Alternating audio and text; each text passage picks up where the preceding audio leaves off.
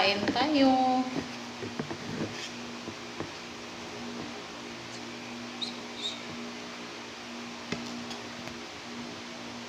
So, kakain na tayo, mga lodis. So, ito yung ulam ko. Wow, napakasarap.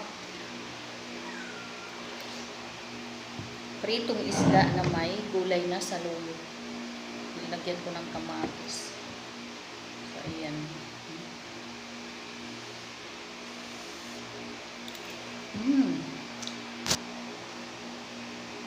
Piniritong tulingan at saka saluyot. Ayan, yung ulam ko. Napakasiyami. Sarap-sarap talaga, di ba? Mainit-init pa.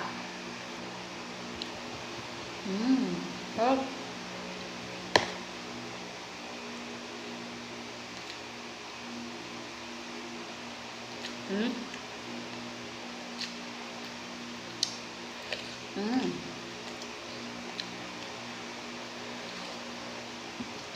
Tapos sili green.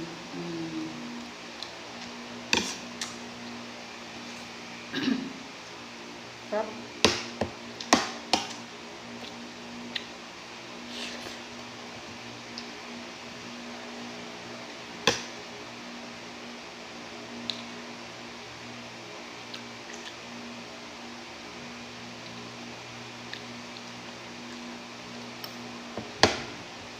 Sarap mga lodi.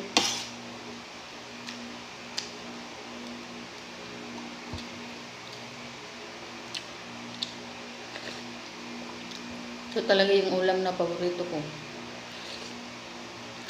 Piniritong isda tapos sabawan mo. Tapos may gulay. Wow. Napakasarap.